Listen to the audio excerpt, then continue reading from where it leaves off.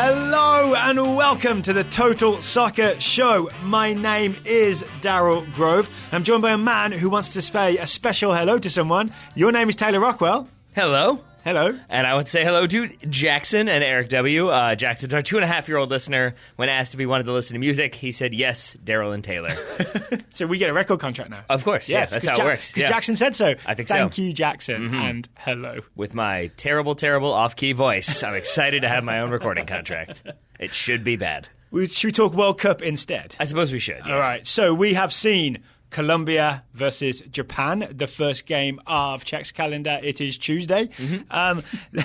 Spoiler alert for the results. Give you a 3, 2, 1. It finished Japan 2, Colombia 1. It was incident-filled. Let's put it that way. Yes, and kind of from the start is, I think, like Radamel Falcao really set the tone. Kickoff was about to happen. Falcao walked past the Japanese players waiting for kickoff to the referee, demanded that the sides be switched because I guess he had wanted the other side when he won coin toss. Yep. So they had to switch sides of the field, and it feels like that kind of set the tone for the first 5 minutes. Actually, Radamel Falcao is, before we get into analysing various things, he was involved in a lot of getting his own way or attempting to. But when Japan take the penalty kick, Falcao gets involved and wants the ball moved because it's slightly off the spot. Falcao basically diving to win himself a free kick that Colombia score from later on. It's a very Radamel Falcao game. A little bit. Maybe not as much. Enough. I was going to say not as much as he would have liked, given that he did not get on the score sheet in that 2-1 loss. But as you said, he was involved in that opening penalty. Yep. Maybe not again in the way that he would have liked. I'm sure he would have preferred to be cutting it out, so there wasn't a red card handball penalty in the first place. Yeah, we should give the overall picture of this game, right? So Colombia have Sanchez, defensive midfielder, sent off in the 3rd minute for a handball in the box.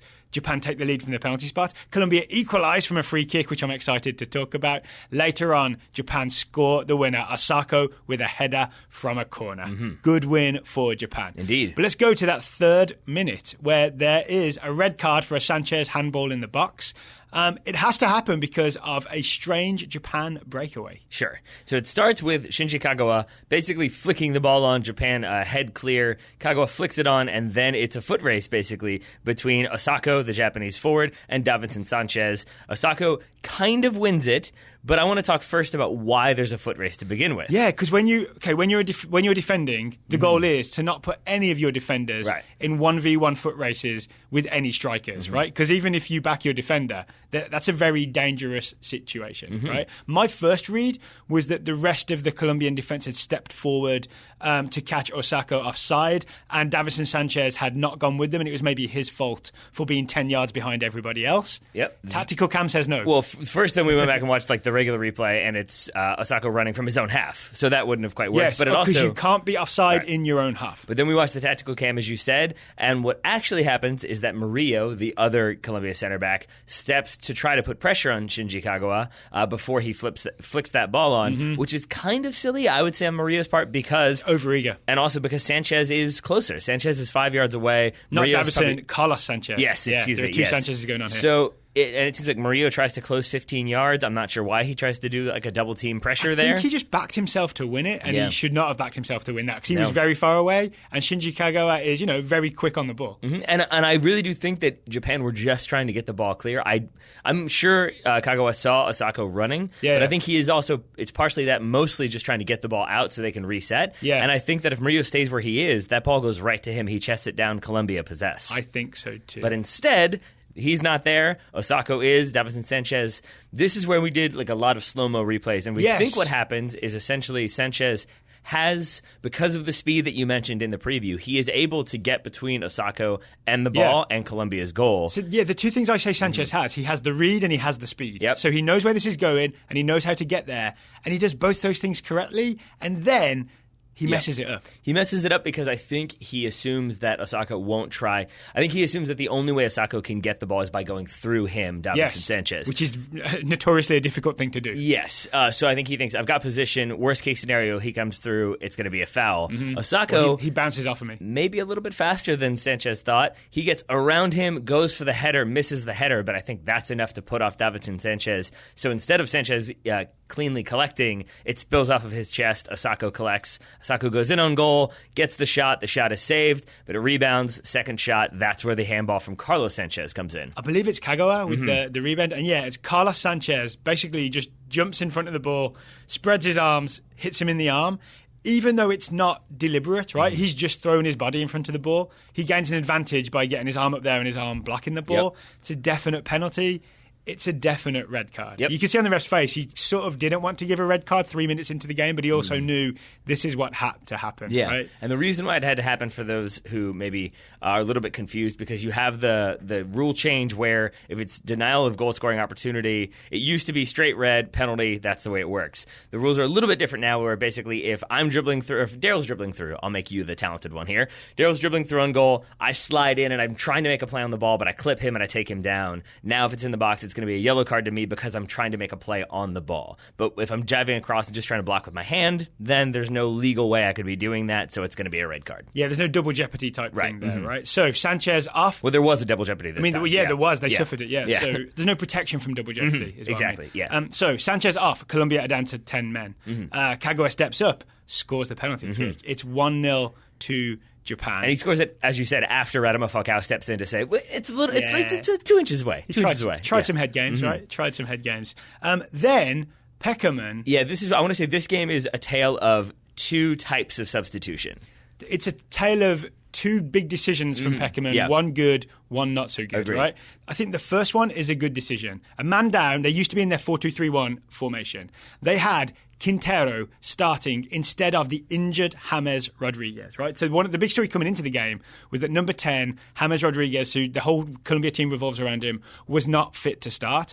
Quintero was trusted to start in his place and essentially take the James role, right, at the middle of the team as the attacking midfielder. When you go down to 10 men, you can't have a number 10 luxury play through one guy type system, right? So they end up going to a 4-4-1, briefly with Quintero in central midfield alongside the surviving defensive midfielder. Yes. Because Sanchez is gone, with Cuadrado on the right. Yep. It doesn't quite work. Peckerman fixes it. He does. It doesn't quite work because from the footage we saw, I mean, we watched the game, obviously, but going back and rewatching, there's just moments where Juan Cuadrado is clearly still playing the initial game plan before the red card happened, where he is starting to cheat forward. He's not tracking back as aggressively defensively as you have to do when you have a man disadvantage. And on top of that, there's a sequence where Japan are possessing about 25, 30 yards from Colombia's goal. And Cuadrado's just pointing at people and telling people where to go. He himself not doing any defensive work. And on the one hand, you might think that's less pointing, more marking. Yeah, because on the one hand, you might think he's trying to structure them defensively and help out and spot vulnerabilities. But if anyone's going to do that, I would say it's Ospina and maybe Radamel Falcao, who is the lone hold up striker at this point. Yeah. But Cuadrado essentially is leaving that right side vulnerable, not marking, and probably frustrating some people as well. So even though it seems an odd decision based on personnel, the obvious move would have been to remove Quintero, the luxury player. Instead, Peckerman sends Quintero into Cuadrado position on the right, removes Cuadrado with a substitution, brings in Barrios, another central defensive midfielder. So you go back to a 4-4-1 with Lerma was the surviving defensive midfielder, and then Barrios in the Sanchez role. And it works. Colombia is suddenly a lot more solid. And then all you need is a bit of Radamel Falcao craftiness to get yourself back in the game. Yes, because I think they're much more defensively solid, but it's also the case that Cuadrado, when they were going forward, was a little bit more individual in what he was trying to do. And I think when you have that man disadvantage, you've got to play a little bit more cohesive. Yeah, you've got to hold on to the ball because you cough it up, you're suddenly in trouble, right? And then you've got to try some gamesmanship. And that's exactly what Radamel Falcao does, because in the moments before the free kick is conceded, he dribbles into the box, gets a hip check, definitely throws himself down. Now, there's definitely contact, but he is selling that one. He stays on the ground for a second as the ball is sort of cleared and then attempted to be cleared by Japan's left back Nagatomo. Nagatomo, it's a terrible clearance. He slices it way up it almost goes backwards, I think. It does go backwards. Yeah. Goes high and backwards, the worst kind of clearance. And it definitely goes backwards because Falcao would have been offside, except that because it's played by Nagatomo, he is therefore allowed to play. Yep, and so Falcao didn't get the penalty kick where he went down in the box, so he settles for second choice, which is a free kick at the top of the box. He gets into a sort of, it's not even a tussle with Hasebe, right? He just sort of backs into him and then goes down, Falcao makes sure that Colombia win a free kick right at the top of the box. Yeah, I mean, Falcao knows exactly what he's doing. And that's the veteran move where it's like he sees the ball in the air. He knows he's probably not going to be able to take it down cleanly, but he knows if he backs up and then falls over, it's going to look like he's been knocked out of the way. I'm sure it's exactly what Radamel Falcao is. He is Blas Perez deluxe. What makes him more deluxe? Like, what makes him the deluxe version? Because it's not the kicking Kasper Schmeichel in the chest, getting sent off kind of thing, but it is getting in people's heads as he tried to with the penalty kick and which way the kickoff was going to go. I gotcha. Yeah. And winning free kicks that are dangerous and successfully, continuously winning free kicks in dangerous spots that maybe he shouldn't have won. I mean, he can definitely also, score a pretty goal himself. Well, yes, that's what makes him deluxe. That's why you pay the premium subscription. But I think Blas Perez is freemium. But see, I still think that this is more so just smart on his part. Yeah, because basically it's in my mind the equivalent of taking a charge in the NBA. I think he evaluates the situation and sees if I get into position and then I stand still. Who was it again? Is Hasebe? Was it? The captain, Japanese captain. Hasebe is going to be coming in at an angle trying to win that ball because it's played backwards. And if I'm standing still and maybe back up a little bit, then he runs into me and it looks like, I'm just trying to hold my position. He charged into me. Isn't that what he does? He backs up just enough, holds his position, and lets Hasebe charge into him. That's why he's deluxe. He really knows what he's doing. Yep. Okay, speaking of real smart, Quintero steps up. I was feeling for Quintero at this point because, as we said, this was his opportunity to shine in the... James' understudy, essentially. You know, like on Broadway when the star goes down with laryngitis and the understudy gets their chance to shine. This was Quintero's moment. But then it was ruined by the red card, right? Because you can't get to be that guy when you only have 10 men. But he still made it work with this free kick. Left-footed, just like James, strikes it low, which could have gone horribly wrong, but the Japanese wall jumps. Yep. And the ball goes under the wall, squirms inside the near post as the goalkeeper Kawashima is desperately trying to claw it out from behind the line. Yep. And he knows it. I mean, maybe he doesn't know, but maybe it was genuine, but it doesn't really matter because you have goal line technology. Yep. So even if he complains... kind of knew there was no argument, right? But Quintero absolutely knows what he's doing, and I'm assuming that means that they've watched footage of Japan, have seen what they do defending set pieces, can assume that they're going to jump. And so, I mean, he puts it exactly where he needs to put it. Yeah. The replays make it look a little bit slower than it is. He hits it perfectly with the amount of pace he needs because obviously it just barely gets in there. Okay, so for maybe people who don't know, why would the wall jump?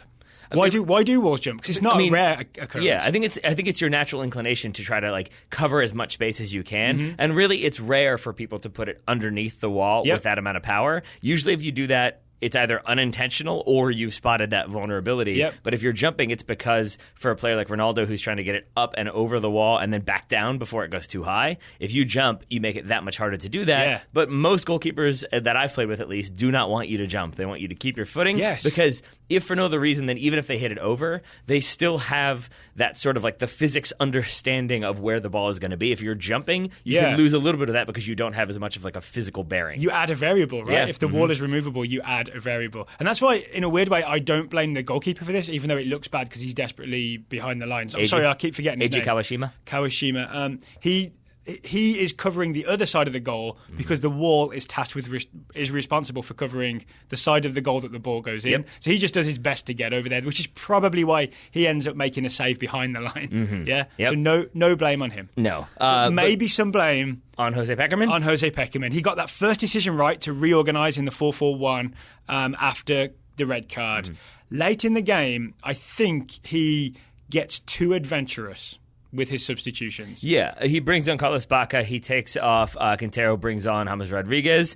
Those substitutions by the 70th minute, I think James comes on the 66th, the 56th. Yep. Either way, he basically goes very much more attacking, and it is sort of a 4-2-3 at that point. It's weird, right? I don't think there's an actual let's change formation. I think it's still the 4-4-1, but I think because Bacca is so attacking and James is so attacking, it ends up leaving the two defensive midfielders behind. And it looks like a 4-2-3. And I think it's immediately, very soon after Bacca comes on, that Japan are able to... 70th minute, and then the goal's in the 73rd. There you go. But even in the minute, when he comes on, Japan, I think, have a throw-in. From there, they possess the ball up until they earn that corner kick. And it's really good possession. It's patient, probing, getting the ball forward, but recycling. They're not just trying to force their options. And then it's a really good run and layoff from Osako that sets up the opportunity for them to get the shot in the box that's deflected and goes wide for the corner. But would you agree that there were gaps for them to play that way for that couple of minutes because of those substitutions? Yeah, because I think Peckerman thought, that we have a chance here. Japan maybe look a little bit unsettled in his eyes. You bring on James Rodriguez, he shines, we get the winner, all is well. Yeah. But I don't think James looked fit enough, or certainly not fit enough to start, definitely not fit enough to play a major factor when you are, short-sighted. It's the classic thing of don't play your injured players. E.g. Neymar against Switzerland. I think we haven't seen the game yet, obviously, but maybe Mohamed Salah for Egypt against Russia today, we may see the same thing. We'll find out whether I'm right or wrong at the end of today's show. So the corner kick. It is scored by Osako, who we were very impressed with throughout this game. It was a really weird corner to watch. It took us a lot of watches to figure out what went wrong here. What we think went wrong, because it's just, there's no big, it's master set piece theater, Japan send runners in, there's a distraction. Everybody seems marked up, it's just a cross and a header.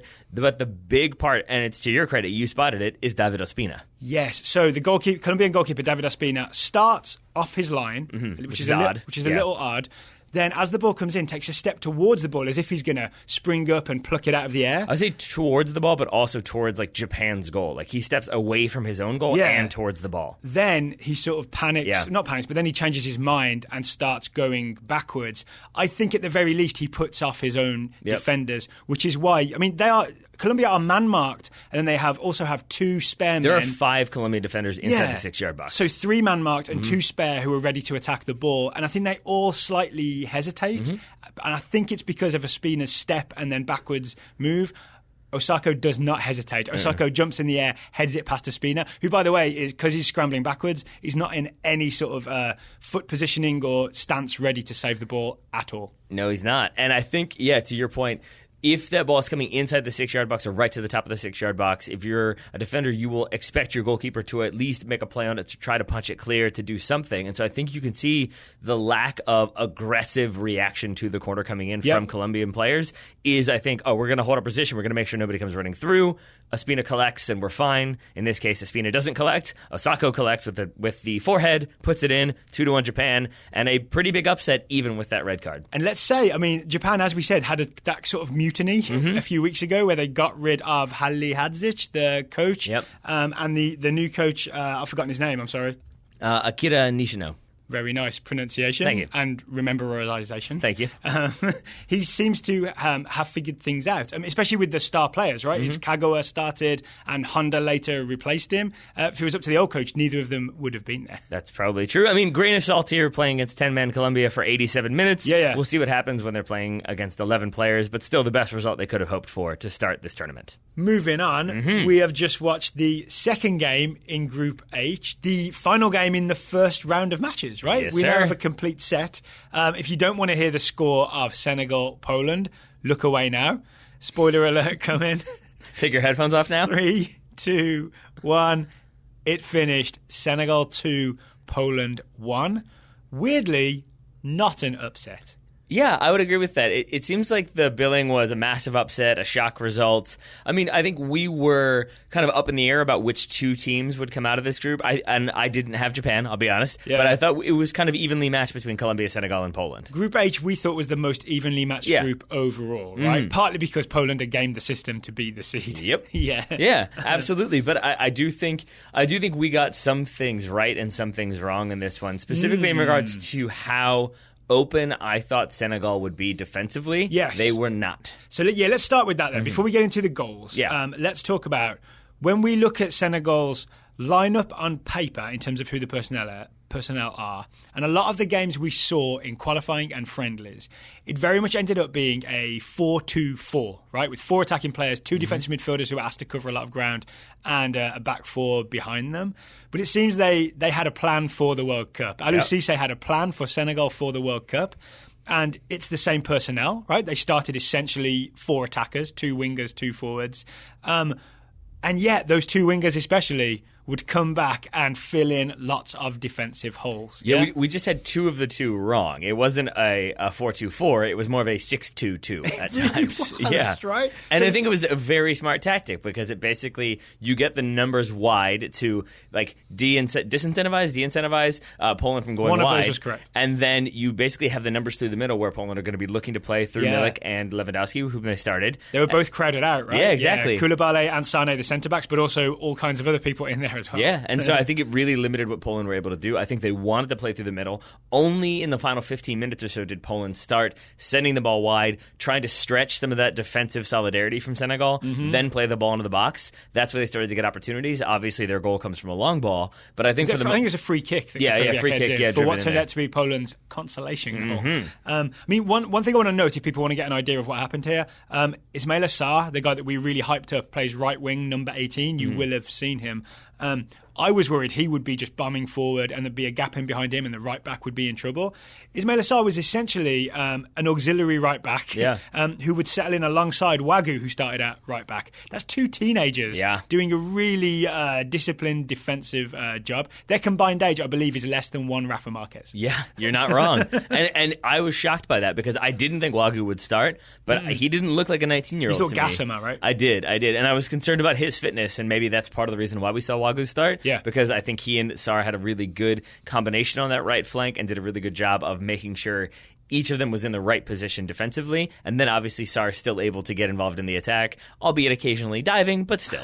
Again, before we get into the goals, maybe let's talk about those defensive midfielders. Sure. The starting two in defensive midfield were Idrissa Gana Gueye of Everton and Alfred Jai of Wolverhampton Wanderers. I feel like you only said where Gueye plays so that you could then say where Jai plays. You can't prove that. I gave equal time to both players. So those are the two defensive midfielders, but you also, again, saw at least one of them almost all the time drop into the back four to form at least a back five. And you spotted as well one really smart thing that Guy was doing. Basically, whenever it was possible, I'm not going to say he was man-marking the way Carlos Vela was to Toni Kroos, but I saw Gueye stepping to Krychowiak a lot.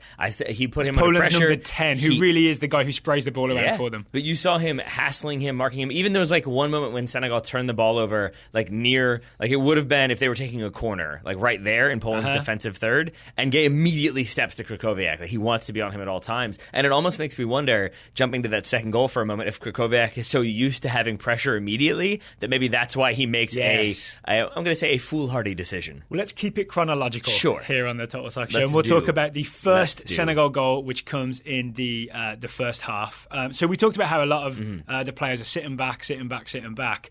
But what they would do is hit you on the counter, right? So I think in the end, Poland end up going direct. Koulibaly gets ahead to it. And then I think it's the right back, Wagu. I think it's Wagu, who just, like, it's almost like a Dries Mertens shot. You know how that's, like, hit straight? And he does that just across field. And vertical. Like, that ball's up in the air for a little while. It's not, I don't think it's aimed at much, right? No. But Niang, the centre-forward who's alongside Diouf, Niang chases it down, ends up in what's basically a bouncing ball 1-versus-1 against the right back Piszczek. And wins it hard. Yes. And I think I have sympathy for Piszczek here because it's really difficult to bring down under normal circumstances. It's basically he's turned his back to Senegal's goal to bring it down, so he's facing his own bench. He's basically trying to bring it down over the shoulder, settling it perfectly, not trying to keep it in bounds, and then he's got Jai coming through, and I think he just kind of hears those footsteps, loses concentration for a moment, loses positioning, Jai bodies him off the ball, gets that touch, and then that counterattack is on. Here's what I hope happened. I hope Niang yelled, "Footsteps!"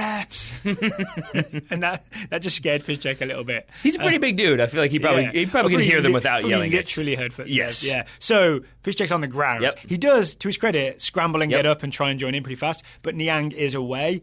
This is where all of Poland's problems start. Yes. Because once Piszczek, your right back, is on the ground, you have to start covering, right? Yeah. Is it Krychowiak comes over to try and cover? Then he's left a hole in central because midfield. Cionek, who's the replacement centre back for Kamil Glik, who did not play in this game, Cionek is sort of tracking the run of, I believe it's Diouf coming through, but then that leaves Niang just basically sprinting through. So Krychowiak comes over, but now that leaves space in the middle. So then Zielinski has to come over, and basically you start pulling all these pieces out of place. It's a domino effect, right? It's a domino. Once someone has to fill in for someone else, then someone has to fill in for you, and then on and on and on and on until there's going to be a central midfielder. In this case, Guy at the top of the box basically unmarked because everybody has had to shift over to cover. So he almost has time to shoot. Yep. Put it that way. So he's able to take a touch in a bit of space at the top of the box. My man, Michael Pazdan, comes charging out. I think he's the only one that spots that this danger is unfolding. He leaves his own man, right? So that's a positive. So that's a positive for Pazdan. I'm trying to make Pazdan happen. The problem is, I think he slides in too early. He should have just stood guy up. He should have just stood and blocked the ball. Instead, he goes to ground, and that's the mistake. And we talked about this, I think, with Saudi Arabia, who were very quick to go to ground and go for those slide tackles. So what we talked about then is that once you go in for that tackle, maybe you make that heroic block or that heroic tackle, but there's also a decent chance that now that you've left your feet, you're out of control, which is why if you're going in for a tackle, you can get booked for it because you can end up being reckless, even if you didn't mean to be. And here, when Pazdan goes in, he makes that lunging tackle, but because of that, I would say he almost gets there too early and kind of slides out of frame, so to speak. And so it's essentially his trailing leg is the one that deflects that ball. Because here's the thing, it's Cionek who's getting credited with the own goal. Because Idrissa Gunage's original shot is slightly off target, right? It probably would have gone wide left from his perspective. But it hits Pazdan in the sliding shin, pops up, and then straight into the path of Cionek, who really has no time to react. And it just comes off of his, what we call the instep. Because again, side foot. And that goes past Szczesny. I'm pronouncing that incorrectly? It's something. It's like Szczesny. I forget. I don't know. It goes past Szczesny in the Polish goal, and Cionek has an OG hanging over his head. He sure does. But I think you're absolutely right that I don't fault him.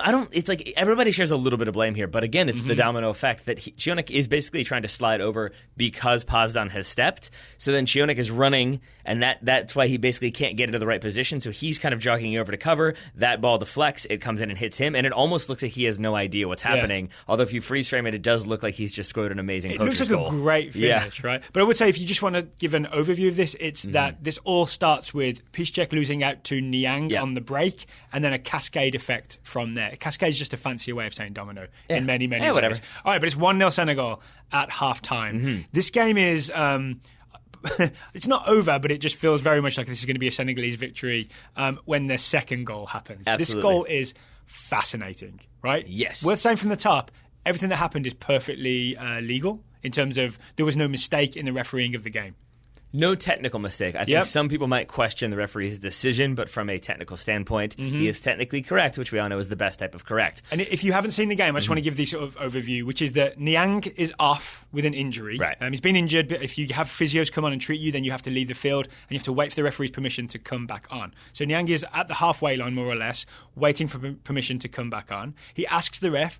The ref waves him on, which is what you're supposed to do, and then Niang comes on. Problem is, there's all kinds of stuff happening, but basically Poland haven't seen that Niang has come back on. He's able to run in behind and score because of that. Yes. It's a little more complicated than that, but basically I think some Polish fans, this will be the Australia's Josh Risden tackle. This will be the equivalent in Poland tonight. They will be talking about how this is unfair and you should not be allowed to sneak on the field like this. But he has permission, so it's not sneaking on. That's the thing. He's like, I get why they will be frustrated, but again, it's technically the right decision. But I think the frustration for most Polish fans would be that they made changes at halftime. Blaszczykowski comes on or off, on comes Bednarek. They go to a back three, and it did seem like Poland had made some adjustments to be able to deal with what Senegal were trying to do and to kind of put their foot on the gas, take the game by the scruff of the neck, so to speak. And then I think this sequence happens, and it really does put them into a situation where now they're down 2-0, and it comes about because there's a little bit of lapse from Polish players in a number of different spots. Yes, and it starts, unfortunately, with number 10, the playmaker, well, not playmaker, the deep-lying playmaker, Krychowiak. It's sort of a Polish attack is sort of cleared, lands with him at midfield. And it's worth noting that it's before that header. It's like a big header, I believe, from Guy that starts this counterattack. It is before Guy hits that header that the referee initially waves Jai on, and then he does it again. Niang, excuse me. So then he waves him on, I think, twice. So it's definitely, he has made it clear you are free to come onto the field and play.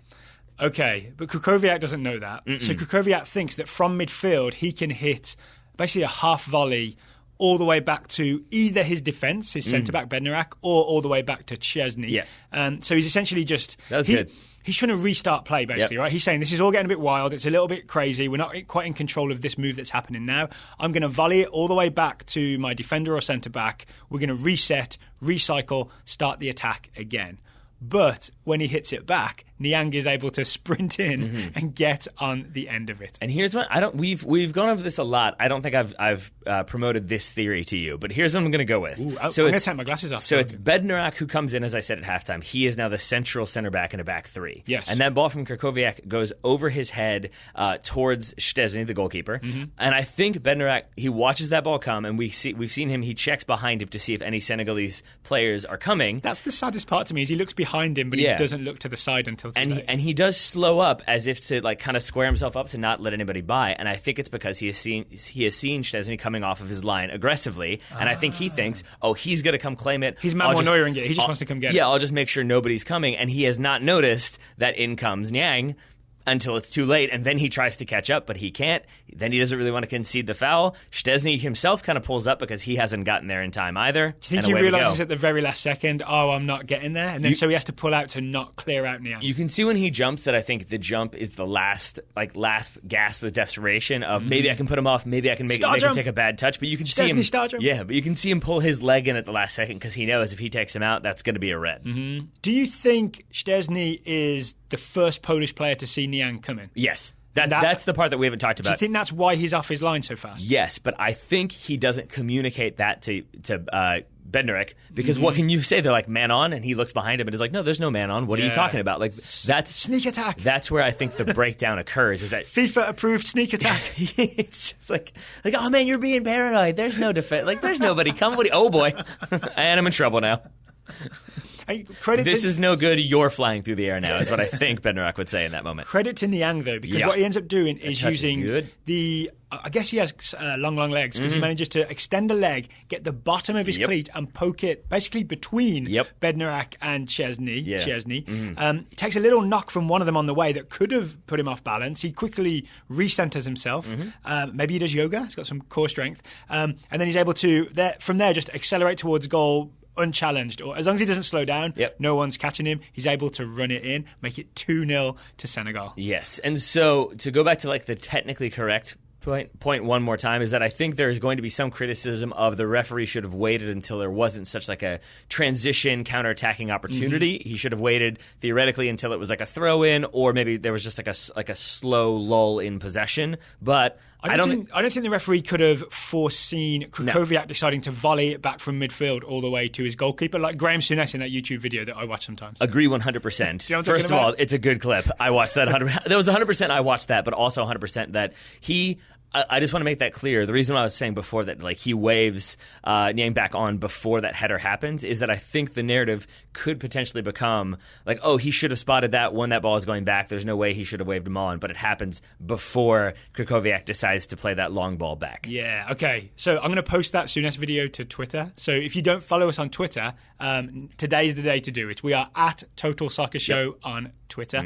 We also put out some excerpts of the show throughout the day, so you'll get some clips of the show early if you follow us on Twitter. We'll meet you there. Okay, so Poland do pull one back. Krychowiak gets the header from the free kick that we talked about.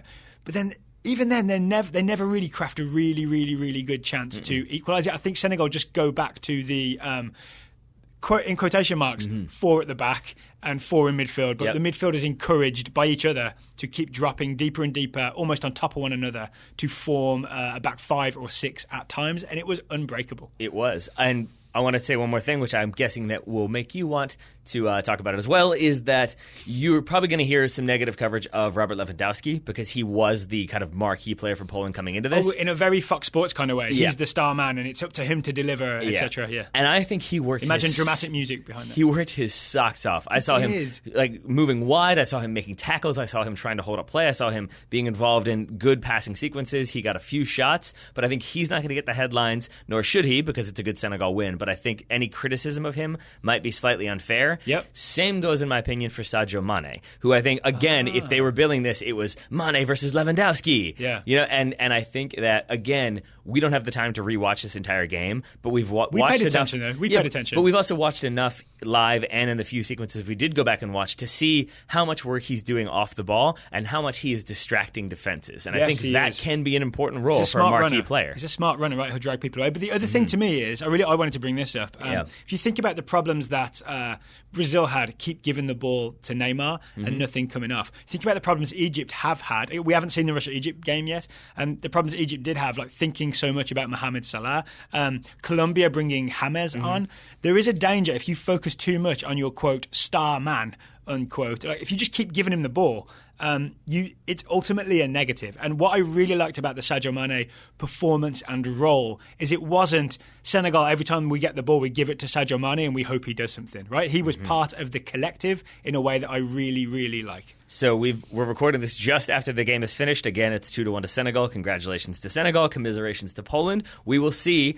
Senegal did not just try to play through their star player. We will see what happens with Egypt when they go up against Russia next. But first, I want to differentiate between the right and wrong way to buy tickets to sporting events because, Taylor Rockwell, today's show is sponsored by SeatGeek, the best way to buy tickets to live events. That's right. It can be complicated and confusing, but there's a better way to buy with SeatGeek. It's the smartest, easiest way to get tickets to every type of live event. Stop doing it the old-fashioned way. Use the SeatGeek app to get your tickets to live events. We scrolled through the SeatGeek app, and what did we find, Taylor Rockwell? We found that if you are new to the World Cup, or if you're new to soccer, or if you're not, that you might want to continue to watch it after the World Cup is over. Maybe you want to watch it in person. I will. I definitely will keep watching. And there are many games coming to potentially your neck of the woods because we do have the International Champions Cup coming up. That's the preseason friendlies where a lot of the top-tier European, South American, Mexican teams are playing in the United States. Yeah. Historically, they're a little bit overpriced / significantly overpriced. Yeah, I would say you should treat them as... I don't want to let people be fooled by them. Yeah. They are preseason friendlies. There's no... Your star player that you go to see will not be going full tilt in these games, but you will get to see them. You will. Yeah? You will. And, I mean, that could be... you got Liverpool v. Dortmund in Charlotte. You could get tickets there for $48.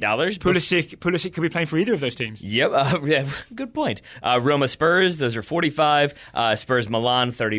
They go up a little bit from there, but you could still get decently priced tickets. These are the prices you found on SeatGeek. Yeah. Those are better than I expected. Exactly. Yeah. I know. Yeah. Even up to I think Man United Juventus in Miami or Man United Real Madrid in Miami is $50. So you can get decently priced tickets. Or is it 30? Because if our listeners... Sorry, did I interrupt you? No, go ahead. Yeah. If our listeners use the Total Soccer Show discount code, which is TSS, you can get $20 off your first SeatGeek purchase. That would be the cheapest way to ever see Man United play. It certainly would. So just download the SeatGeek app and enter the promo code TSS today. That's promo code TSS for $20 off your first SeatGeek purchase. And SeatGeek, if you're listening, thank you for sponsoring today's Total Soccer Show. Listeners who aren't aware, SeatGeek is a long-time sponsor of the Total Soccer Show. So please download the app. The app is free to download. Indeed. Just do it. Thank you to SeatGeek for sponsoring today's program. That's another company slogan. Oh, my bad. All right. Well, on that note, let's move to Russia v. Egypt. Spoiler alert in 3, 2, 1, and congratulations to Russia for booking passage to the knockout round. Oh, I didn't think of it that way. Yes, they're the first team to qualify for the knockout rounds. They now have 6 points because they beat up on Egypt, I think is a fair way to say it. Yep. They were bigger and more of a bully as they won 3-0. And I say that because a lot of it went through the big centre forward, Artem, is his first name? Yeah. Zuba. I mean, this was the Zuba game, I have to say, or Zuba, or whatever the pronunciation should be, because I would say... I think I saw some people being critical of Cherchesov, the Russian manager, for starting Zuba over, say, somebody like Fyodor Smolov. Who's that's who was expected to start, right? I don't think there will be any criticism anymore because he scored 1 goal but was definitely involved in all 3 Russian goals as they won 3-1. And I think, obviously we'll talk about Mohamed Salah later, but the story of this game, in my Pert Hapley voice, is that Egypt centre-backs were terrified of Zuba because he's so big and so good in the air. So it's Hegazi and Gabba, the 2 centre-backs. It really was a 2 defenders versus 1 striker scenario, right? Yep. they still couldn't handle him. They could not, and I want to say that it's a credit to Daryl Grove for sort of the way we do review sometimes. Sometimes we spot stuff live, but sometimes we look at little things that sparked our, not imagination, but we're sort of like, I feel like I've seen that a lot. And then we go back and look and see, why did we see that a lot? And in this case, you were pointing out that you felt like you kept seeing Ahmed Hagazi heading the ball straight up in the air. Yeah, that's the Egyptian centre-back would meet the ball but would head it straight up in the air, which I'm sure everyone can figure out if you're a centre-back.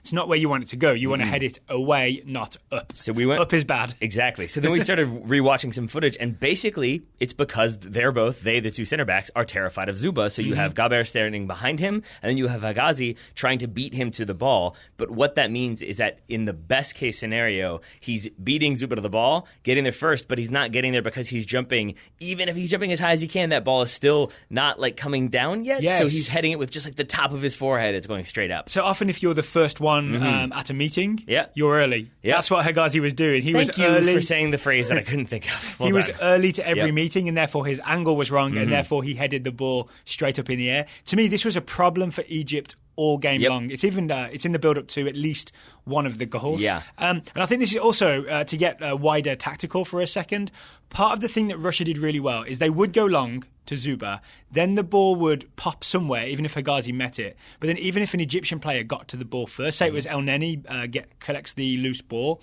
Russia would then press. Russia would immediately have a lot of players really far up the field, and they would essentially do a counter-press type thing where you just try and win the ball high, and that's what caused all sorts of trouble for Egypt because they kept losing the ball. Yeah, I mean, it's like I'm equating it to like if I were trying to diet, but instead of just eating less, I like told the food supplier not to ship any food to my local grocery store. It's like I'm cutting off the supply completely. That's the best way to deal with this. And in this case, I guess the food would be Mohamed Salah, basically. So if you can't get Mohamed Salah any sort of supply, then it's not going to work out. So let's talk about Mohamed Salah. So he did start for Egypt. We weren't sure if he was going to or not, or how fit he was. Right. I would say he looked reasonably healthy. I didn't see him shying away from any challenges, which is what I thought he might do to protect his shoulder. And he did his regular-ish thing for Egypt, which he's somewhat excused defensive responsibility, right? He's told to stay on the right wing, so he does have to hold position as part of Egypt's somewhat rigid 4-2-3-1, but he's allowed to hang out up top and essentially receive the ball when Egypt break. Right. But as you said, if the food chain the food chain is severed and there's no way to get it to Mohamed Salah, then he's just a very talented man standing on the wing, watching his teammates fail to bring the ball out. Yeah. I mean, and that's essentially exactly what Russia did. So is Cherchesov a genius? I mean, I think it was a very smart tactic. Don't get me wrong. That said, when you're going up against a team that, we knew Egypt's tactics coming into this. It was going to be break through Mohamed Salah or look for that long ball to be knocked down to Mohamed Salah or Trezeguet, and then play defensive. That's what they did in qualifying. That's how they got here. So I think if you're Cherchesov, you can sort of game plan around that pretty successfully, and I think we saw that today. Here's a hypothetical question that might be hard for you to answer. Is it possible that even a fully fit Mohamed Salah, if Egypt had brought these tactics to the World Cup, this is what I think, that there's still a chance they lose those first two games? Because if you're so reliant on having that supply lane open to your star player, a good coach at the World Cup is going to with talented players is going to find a way to cut you off. And I say that knowing that Russia are not the most talented team. Are you asking me a question here? Or are you? I'm telling you my opinion and seeing if you agree. Yeah. Okay. Yeah, I think I agree because I do expect Mohamed Salah to play against Saudi Arabia and to look just fine, but I think against tougher opposition with more veteran world-class players, I think you're going to run into some problems. And actually the reason I've sort of thought of that opinion is thinking about Juan Carlos Osorio preparing Mexico for Germany. You have so long to plan against World Cup opponents that the games that Egypt play is unlike anything they've done before, where their opponent has all this time to think, all right, there's this Mohamed Salah guy, how do we cut this out, right? Yeah. And Cherchesov did it. He did. He did. Should we talk about how Russia put the ball in the back of the net? Sure. I mean, I think we've already kind of alluded to it. I think a big part of it is Zuba, but for the first goal, it's mostly an Egyptian story. An Egyptian story? Yes. Okay. It's the own goal from Ahmed Fatih. Oh, it is. Yeah. And it's the failed punch clear from El Shenawi. That's the big thing. We had that pointed out to us on Twitter by Ed D. Horatius. Yes, thank you, Ed. That ball comes in from Golovin. It's crossed in. Another nice cross from Golovin. Guess who he's aiming for? I mean, he's aiming for Zuba. I would say not that nice of a cross because the goalkeeper is able to very much intervene. I think the issue is that because there are players in the box, El Shenawi, the Egyptian goalkeeper, doesn't want to try to collect it cleanly because that can always cause problems. So he goes to punch it, but as Ed pointed out, he punches it down straight to the feet of Zobnin, who has the shot that goes and basically hits off of Ahmed Fatih, goes in 1-0 Russia. So it was a heartbreaking goal, right? Because we know that the Egyptian players have been under a lot of sort of pressure, just in terms of the media and everybody because of what happened in that first game with no Mohamed Salah. That an own goal to kick off the conceding was sort of heartbreaking. You saw Fatih's face, right? And Fatih was grappling with Zuba as that ball came in, right? And I think similar to an earlier game we talked about, Fatih just lost the physical battle. I'm thinking of Piszczek and Niang. There we go. Yeah, I mean, similarities. I did look to see, and what we need is either Russia to finish first or second, and whichever they finish, we need Senegal to do the opposite and finish. So if Russia finished first, we need Senegal to finish second or vice versa. That way they can meet in the semifinal of the World Cup, and then we can have the Zuba versus, you could have Niang, or it could even be Koulibaly. I want that one. They're both very smart. They're both very crafty. They're both very big and physical. I would love to see those two go to battle. I would say, with all due respect to Hegazi, his West Brom team in the Premier League finished bottom. They definitely went down. So he's not the world's greatest centre-back. Not so much. I think we said yesterday, earlier on the show, it's been yesterday in the preview, that one day Koulibaly could be thought about as one of the world's premier centre-backs, right? Yes. Yeah. So, next goal comes from Cheryshev. It's that man again. Yep. I mean, and this time I think it's less Zuba, but it's still some Zuba because they're very concerned about it. I mean, this is the one. Yes, this is the one where it's really good individual play from a few different Russian players, specifically Fernandez, who comes streaking down there. Yes, the right back, so far forward. Yeah, and it's a credit to Trezeguet, the Egyptian winger, that he tracks Fernandez the entire way. But I think when you've made that 40-yard sprint from a defensive position, you maybe aren't as sharp as the attacker who's on the ball. So he gets beat just a little bit with the, what did you call it? The this way, that way. This, that way, that way, and then it's squared. Fernandez goes to the end line, then pretends he's coming back, then goes to the end line again, and then actually cuts it back to Cheryshev, who is, at first glance, inexplicably open and able to finish. Yeah, and then when you go back and watch from the tactical cam, it's essentially that both of the Egyptian defenders, again, it's Hegazi who has done the header straight up in the air. He and, again, Ahmed Fatih are both so focused on Zuba that they fail to track Cheryshev, who uses Zuba as a screen. That's why he's able to get so wide Not open. necessarily a physical screen, just a visual screen. Maybe Zuba's so big and wide that you can hide behind him like a tree. Yep. But I also think because he's so big that Ahmed Fatih, who is marking Cheryshev, as soon as Cheryshev goes central, Fatih thinks, okay, I'll mark the person closest to me. The other center back obviously is going to slide over, but if the other center back has been obsessed with that big man the entire game, he's not going to leave that mark either. Single white centre back. Yep. The Cheryshev with the second goal. I believe soon afterwards, Zuba gets a goal 3 minutes for later. himself. I'm going to say goal of the game. Okay. Yeah. Why do you think it's so much? Just because the first touch and turn, and then the to beat Hegazi, and then he doesn't quite nutmeg Al Gaber, the other centre back, but he does bounce it underneath him, and then the near post finish is what really gets me. That's all beautiful. The thing that stands out for me is, again, when you watch from the tactical cam, when this comes from the free kick, it's like maybe 10 yards from midfield for Russia. It's taken by Kutapov, if that tells you anything, the centre back, and you can see Zuba standing there being marked by Hegazi, and he has his hand in the air saying, I want that ball, play me that ball. And once again, when it comes, Hegazi tries to step, gets there early, misses it, and that's why Zuba's able to chest it down and turn. This time he misses it entirely, doesn't he? He's so early to the meeting, he's in the wrong room. There we go. We got some analogies going here today. I felt bad for Smolov a little bit because he underperformed against Saudi Arabia. And then it seemed an odd decision at the start to drop him for Zuba. But in hindsight, it's the absolute perfect decision. Yes, I think so. Now Russia have the game against Uruguay will be their final game, but they're already through. So I'm interested to see what happens when there's a round of 16 opponent. Who does Cheryshev go with? It could be any number of teams from Group B. We have no idea what's going to happen. That will come tomorrow. Okay. One final thing to mention on Egypt. They have one more game to go. They get to play Saudi Arabia, arguably, almost definitely the weakest team in the group. / World Cup. World Cup, but Mohamed Salah at least got his goal today. He won the penalty kick by being dragged, essentially, by being pulled all the way from outside to inside the area. Won the penalty kick, took it, scored. But from my perspective, it never felt like Egypt were getting back into this game. No, not at all. No, because again, like we looked at it, you don't have any like really potent attacking options. The best you can do is kind of switch to a 4-4-2. Which is what they did, right? Yeah, get Salah central. And that's at a point when you're already 3-0 down with not much time to play. In the second half, it always felt sort of like it was going to be a uphill / impossible battle. Even when it was pulled back to 3-1, it just seemed like Russia had too much. And if anything, I felt like at 3-1, it could easily have finished 5-1. Agree. Can I give you my unpopular take? Sure.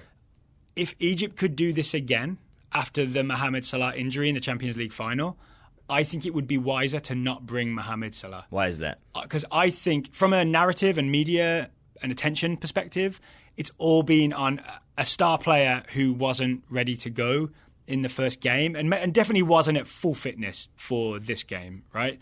So I think if you may be better off going with a Ewing theory type thing and thinking we're better off without all the focus on Mohamed Salah and just form some sort of defensive team unit that can get us through these games. I see where you're coming from. The only wrinkle there is that if they hold out for those final couple of minutes against Uruguay, then suddenly they've got the 1 point. This isn't a must-win. How close that was. Yeah, this isn't a must-win match, and then you can sort of go back to super defensive tactics, but break occasionally. You invite Russia in, you try to get them stretched, then you punish them. Then I could see it working out. So a few ticks of the clock, and it could have all gone right. Yeah. And I apologise to Hector Coupe and to Egypt and to Mohamed Salah. I really mean that because I'd forgotten how close it was to all working out without Mohamed Salah in the first game. Yeah. But I do wonder what the situation is like in camp where everybody's worried about Mohamed Salah instead of just, like, by not taking him, my argument is that you would just remove that from the table and you could focus on what you're doing. But then they're a team that's maybe not good enough to compete without Mohamed Salah. There's that. I'm glad you're talking yourself in circles here. Yeah. Not circles. I'm back where I've taught myself 180. Okay. Yeah. All right. One final thing. This is the first game of the second round of match days, I think is the correct way to phrase it. We've gone the full cycle with no goalless draws so far. How long can this last? I have no idea. Yeah, I have no idea either, but it's going to be a fun ride. Yep. Before we move on to previewing Wednesday's games, which we guarantee none of them will be goalless, just want to say a quick thank you to Eric from Oogie's Snacks for the big box of popcorn that arrived at our door mid-game today.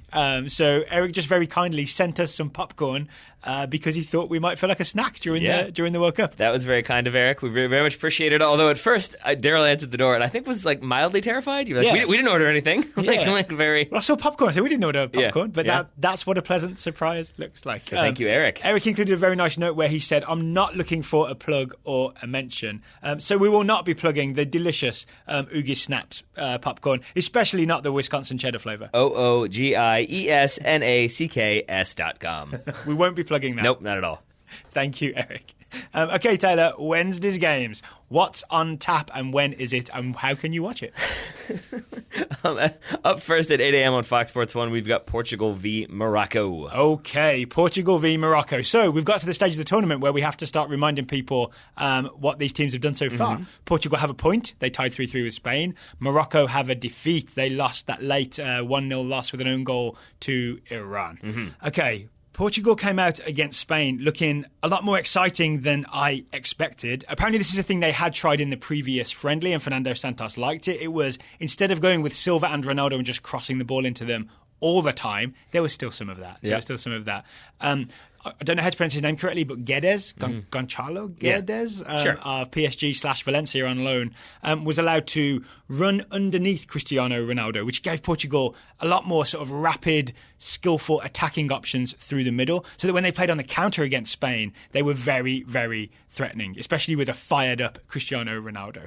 So my question for this game is, do they maybe go with that same thing? Do they expect they'll be able to counter-attack Morocco? And can Cristiano Ronaldo maintain that same same level of performance? My guess is that, they go with something similar to that because Morocco, having lost that first game, know they need at least a point, but probably all 3 points here to keep themselves very much eligible. So I think you're going to see more attack from Morocco that kind of plays into what Portugal will want to do. Wasn't our whole preview as well that Morocco are essentially, I don't think deliberately, but they're very similar to Spain. In that they like to move the ball quickly and attack. They like to counter-press. In some ways, they're just a not quite as good, but still almost as entertaining Spain. Yes. So stylistically, this may be a good matchup for Portugal, not least because Morocco don't have a Diego Costa. Yes. To push them around, to push Portuguese defenders around, right? No, and what Portugal do have is Cristiano Ronaldo. And I think either he could have another strong performance, or you could see maybe Morocco over-focus on him because that's what everyone at this World Cup has done. So then maybe that frees up other Portugal attacking options. So maybe you will still see some of the players that look solid going forward to sort of maybe play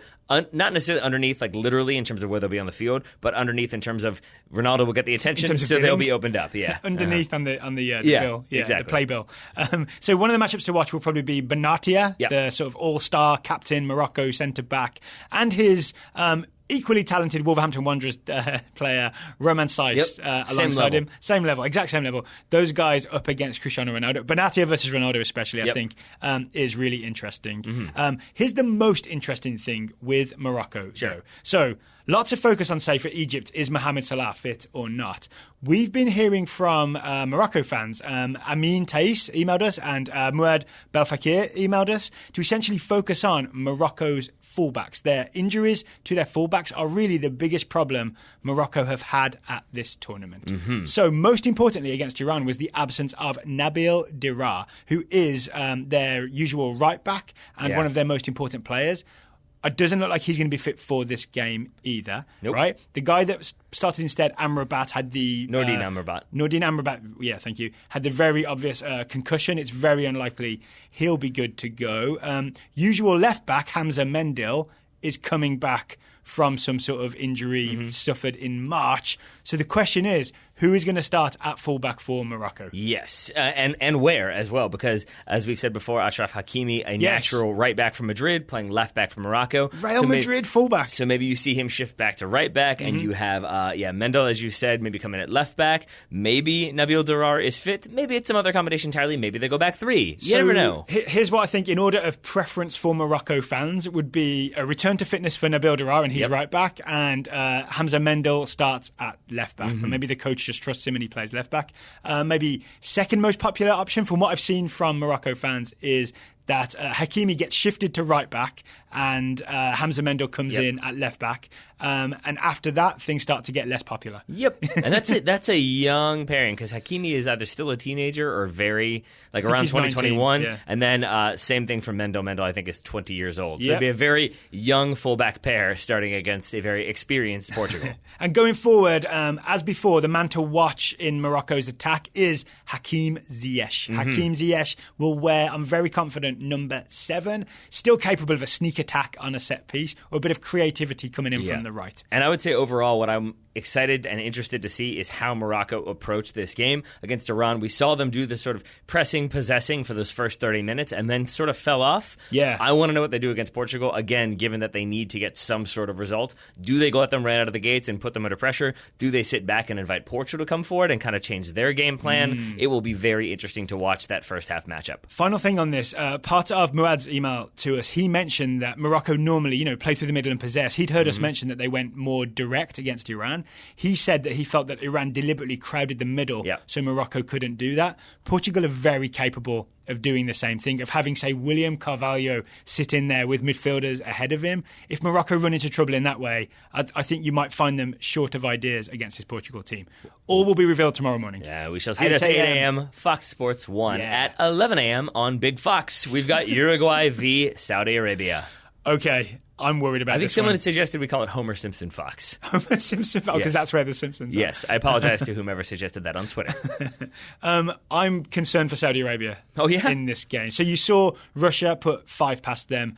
The thing to in terms of what to watch for in this game, I would argue you're going to see Saudi Arabian centre-backs Housawi and Housawi sliding all over the place. That was always the concern, right? They go to ground too easy, some slightly panicky defending, up against Luis Suarez chasing his first goal of the tournament, and Edson Cavani. I think there's going to be a lot of goals with Housawis on the floor and ball in back of net. Yeah, so we did read that Juan Antonio Pizzi, the coach for Saudi Arabia, will be making some changes likely. Maybe Al-Muwallad will start or be more like in an attacking position from the beginning. My question Number for you, 14, Daryl, is at what minute will we first start seeing the Simpsons meme of stop, he's already dead? I don't think it's minute. I think it's goal. Okay. And I think it would be after the fourth goal. All right. So I think it will be early in the second half. That makes sense. 57th minute. Okay. 57th minute. And again, no disrespect to Saudi Arabia, but you did this to yourselves. I mean, yeah, with the result against Russia is what is causing us to worry against for Saudi Arabia. Against Uruguay. In terms of what to watch for, this could be the game where Cavani pulls some defenders out of the way for Suarez to go bursting through. But pressure on Suarez. Yeah. I think. I think he put it there himself, but pressure on Suarez. A little bit. I mean, as we talked about, some misses. He didn't look as sharp as we've seen him look. So against Saudi Arabia, he will likely have many opportunities to look sharp and get goals and definitely find his scoring form and maybe get himself back in the Golden Boot race too. There we go. Yeah, Ronaldo's running away with it right now, right? He's got only one goal ahead of a lot of people. And I think is actually tied with Cheryshev now. Yes, Cheryshev now has 3. Okay. I'll be watching this game for number 6, the man with perfect posture in central midfield for Uruguay, Rodrigo Bentancur. Watch for him passing and moving and passing and moving. He will be making everything happen in central midfield for Uruguay. Yep. And then from like a fine-tuning perspective, we saw in the first game for Uruguay against Egypt, Naita Hernandez and Georgian de Arrasqueta started out wide for Uruguay. Yes, they right were left. Replaced by Christian Rodriguez and Carlos Sanchez. I'm curious to see. Were they replaced at the same time? Was it like a double wide guy substitute? I think they were. I can't remember off the top of my head, but I believe if not this exact same moment, then within a couple minutes. I think Tavares was like, wingers off, new wingers on. Let's do this. And then they won. Yeah. So I want to see if he goes back to what maybe he thought would work in the first game or he sticks with what did work in the first game. I believe it was Carlos Sanchez that takes the free kick that Uruguay score from. You are correct. I would, if I was a betting man, which I am not, I would go with Christian Rodriguez and Carlos Sanchez starting this game. All right. Final thing, we enjoyed Diego Godin's wonders from centre-back to everywhere. Will he do that again? Yeah, I mean, I'm going to guess it's not going to be as necessary for him to kickstart attacks, but it also may be. If Saudi Arabia really do bunker and do cause problems, will he step out? And even if they don't, will he try to get involved in the attack and get involved in some set pieces as well? Or does he stay back, stay defensive, and save himself for future games? Final game of the day is 2 p.m. on Homer Simpson Fox. It is Iran versus Spain. Iran won their first game. They are top of this group. Spain tied their first game. They are joint second, right? I mean, probably third in alphabetical order. Yeah, and I think with those 3 points, giving them top positioning for Iran, they're in the opposite position of Morocco. They don't need a win here. They really just need a draw, which means they're probably going to do more of the same. Sit back, bunker, frustrate, look to hit on the break. And when they do hit on the break, as everybody knows, they go direct to Sardar Azmoun, who is very good at winning. He's not tall. I mean, he's tall, but he's not tall. He's not Zhubev tall. Juba, excuse me. He's not 6'10", he's 6'1", but he's strong and he's fast and he's limber and he will get there first and bring it down. So watch out for Azmoun receiving those long balls. I'll also be a little worried this time about Jahanbakhsh. I was waiting for him to put crosses in for Iran. Turns out he's not that good at it. So let's see if he can pick that up a bit against Spain. All right, final thing for Iran. Ruzba Cheshme, who started left center back in that game against Morocco, will be out for this one. So he's out for the whole tournament is what I read. Yeah, a muscle injury that rules him out for the entire tournament. He's got a 100% record in the World Cup. That's not good. So then the question is who replaces him, how experienced are they, and how well do they combine in the middle against obviously a very strong Spanish attack? Obviously a very strong Spanish attack featuring Diego Costa, who really did light it up against Portugal. He did all the Diego Costa things where he's knocking Pepe over, he's pushing Jose Fonte and then cutting and then scoring. Diego Costa is a man ready to take it to this World Cup. Yep. Everybody's fit, as far as we know. The only question mark remains about Dani Carvajal. Oh, yes, of course. So I think there's a chance he could start, but I'm guessing it's much more likely, especially given the screamer he hit, that Nacho starts at right back. You can't drop Nacho after he scored the greatest diabetic goal of all time. The other question for Spain is, to me, Sergio Ramos and Gerard Piqué. How do they handle Sardar Azmoun in the air? That will be an aerial battle to keep an eye on. I suspect Sergio Ramos has enough tricks up his sleeve to find a way to come out ahead. Yep. And then there's the midfield. Yep. The central midfield for Spain. Yes. I think I would just do a blind draw and pick 3 players. I think this is why you're not the Spain manager. I mean, yeah, well, I was available 48 hours before the first game. So they go 3 central midfielders, and it's either Sergio Busquets, Koke, Thiago, or Andres Iniesta. Yep. It's 3 from 4. And actually, now I've said that out loud, one of them's, if he's available, it's always going to be Sergio Busquets, right? So it's either Iniesta, Koke, or Thiago. Yeah. So 2 from 3 there. Yeah. And then I think my only final thing that's not about players or personnel, it's more about just sort of the situation that Spain find themselves in. Again, Julen Lopetegui is how it seems like everyone is pronouncing it. I've been going Lopetegui, but who knows? That point against Portugal is not the way they wanted to start this tournament. And if they're struggling in the first 45, say it's 0-0 at halftime, you're going to start to see that pressure on Spain, and I think they're going to start to feel it because a draw leaves them with 2 points after 2 games. That is not the best position, given that it's a decent chance that, say, Portugal have 4 and Iran could have 4, and suddenly Spain will be really, really backs up against the wall. So how they respond to that potential pressure will be very fascinating in how they try to break down this compact Iran. Wow, I did not think about that. So this, maybe in a weird way, this is the real test for Fernando Hierro, who is suddenly head coach of Spain. Yep. Yeah. All right, so 3 games to look forward to tomorrow. Of course, we will be here watching and reviewing. Our show will be out later that night. If you haven't subscribed, please remember to subscribe on your podcast player to the Total Soccer Show.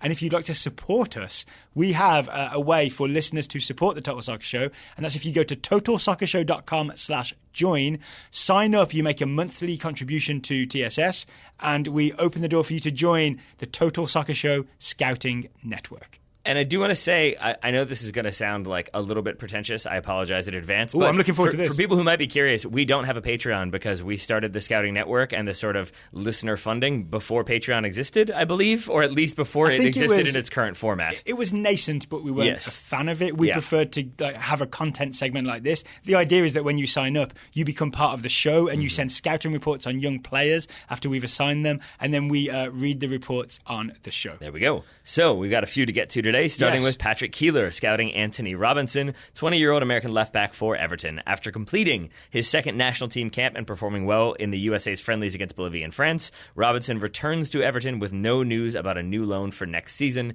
He was with Bolton last year. Whether or not he remains with the Everton first team remains to be seen. Joel Talbot, the Reverend Joel Talbot, is scouting Chris Goslin, 17-year-old American midfielder for Atlanta United 2, but Reverend Talbot says, Goslin made his first appearance ever in a competitive Atlanta United game, the first team, in the US Open Cup against Charleston. In the 86th minute, out of position for Ezequiel Barco when the lead was already 3-0, but it still counts. Yes, it does. Yes, it does. Stephen Kovac scouting Jordan Theosin Sibachu, the 22-year-old French potentially American striker for Stade de Reims. Onward and upward, writes Stephen. Stade de Reims have received a €9 million transfer offer for Monsignor Sibachu from Stade Rennais. Whew, lots of French in here. Who finished 5th in Ligue 1 last season and earned a spot in the Europa League. Rumor has it that Jordan Theosin Sibachu will have a legitimate shot at being their first-team striker in the coming campaign. Am I right in thinking Sibachu is the guy that said, I'd be interested in playing for America, but only after I've exhausted all my French options? Pretty much.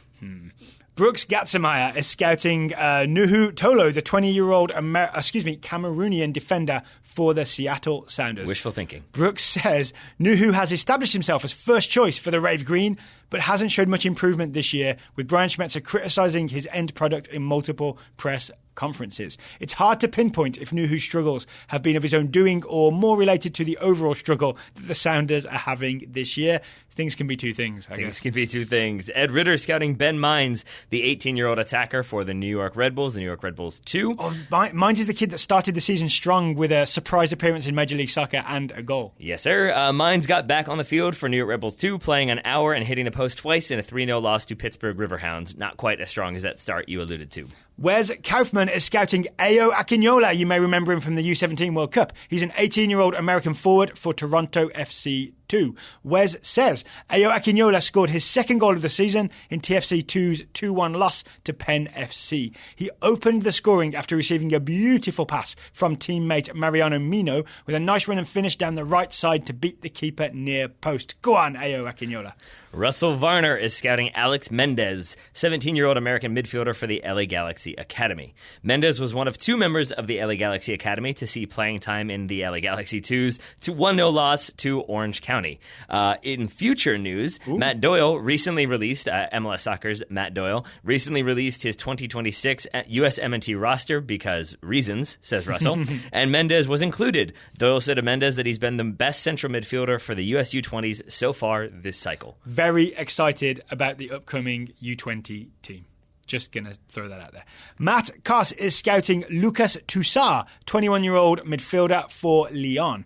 Matt says, despite being linked to numerous top European clubs, Lucas Toussaint seems to have decided to remain at Lyon for at least one more season. He's quite loyal to the club and turned down a €25 million offer from Inter Milan. Maybe because he knows Inter is not the place for young players to go. That might could be. David Friedlander. It's the place you go before you go to the place where it works out. Yeah. Like ask Felipe Coutinho or Xherdan Shaqiri or many others. Sure. Inter fans, it's Daryl at TotalSoccerShow.com. 2 R's, 2 L's. David Friedlander scouting Abel Ruiz, 18-year-old Spanish striker for Barcelona B/Barcelona Juvenil. Let's see here. After moving... Thanks. You want to go for it? You got it. Juvenil. Okay. After moving down the depth chart and not being able to take advantage of some starting opportunities at Barcelona B, Abel got shifted to the youth team where he thrived. He helped lead the Barcelona Juvenil, I say it now just to annoy you, to the Youth Champions League final, scoring and assisting in the 3-0 win over Chelsea. Additionally, after much speculation that he could be looking to move, Ruiz is close to signing a 3-year extension. Abel Ruiz. All right. Michael Fisk is scouting Andreas Christensen, 22-year-old Danish centre-back for Chelsea. Andreas started and played 80 minutes in the middle of Denmark's back three, who were content to withstand wave after wave of attacks in their 1-0 win over Peru. Did they go back three? He came off with what looked like a slight limp, so he may be rested versus Australia. All right. Well, thank you to Michael, David, Matt, Russell, Wes, Ed, Brooks, Stephen, Joel, and Patrick, the Reverend Joel, excuse me.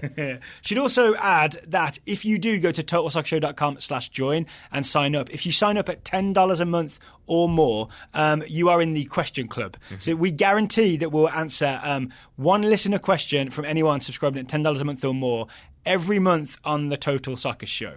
Now, during the World Cup, we're not going to be able to get to some of the questions we've got recently, but after the World Cup, while we're on the road with the World Cup Comedy Tour, we're going to be recording lots of listener question shows. So get your questions in, but expect them to be answered post-July 15th. Post-July 15th, indeed. All right, Taylor Rockwell, good day of soccer watching and talking. Right back at you, buddy. Listeners, good day of listening. Thank you for listening to the Total Soccer Show, and we'll be back to talk to you again tomorrow.